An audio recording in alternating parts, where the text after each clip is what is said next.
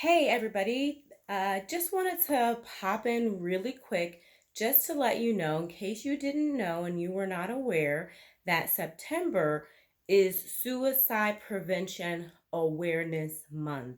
Suicide Prevention Awareness Month. I wanted to let you all know because a lot of times when we hear the word suicide, we tend to think very negatively of the person or someone who has thoughts of suicide. And so I just wanted to bring a couple of clarifying um, bits of information. So the first thing is, first of all, just because someone has there, let me say it this way, there is a difference between self-harm and attempts or acts of suicide. Those are two separate things. They're not the same. The possible rationale for why that's happening could be the same, such as wanting to escape the pain that they're in or needing an out. So that could result in someone attempting suicide, or it could result in someone who self harms, but they're not the same. Because someone self harms, they do not necessarily want to die.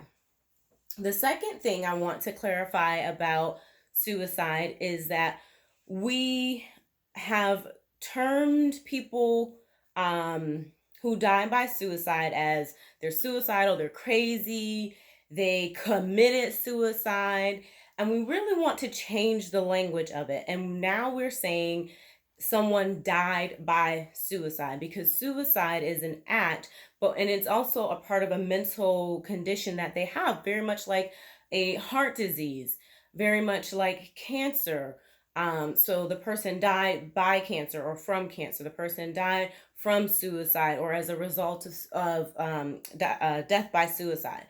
So what we want to do is remove the stigma that that person was an evil, bad, terrible person, and we want to humanize them, and we want to say like they were in a situation that they didn't see any way out of because of a chemical imbalance. So the reasons I'm talking about this is, one, it's Suicide Prevention Month and awareness, but two, many times you can find yourself in friendships, romantic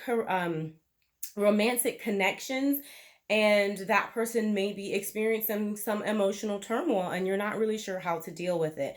That's when a professional is a great opportunity to introduce them into that person, connect with them, help them, give them the therapeutic tools that they actually need.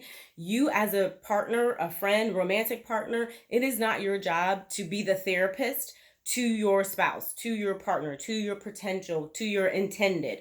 That is not your role. All too often, people find that they connect over what we would call some type of shared trauma. And so, depression or self harm or past suicidal attempts, things like that, can cause you to connect and find other people who have experienced similar things as to you. And then you create a trauma bond because you think, oh my gosh, we have a shared trauma, so we can help each other through this. And then you find out later on, because you haven't dealt with those things emotionally, then you find that your relationship is going to be possibly on the fritz if somebody doesn't get help. So I just wanted to bring those couple of things to be aware. One, this is Suicide Prevention Month of September. Two, we want to change the language to death by suicide, making sure we recognize that self harm is different than suicidal ideation or suicidal attempts. And then also making sure that you're not connecting over trauma bonds, and it is not your responsibility inside the relationship to be the therapist. It's okay to seek outside support for mental health issues. Okay. So just wanted to leave you guys with those couple of things. Hopefully that's helpful and that you can build healthy, strong connections with people. Take care till next time.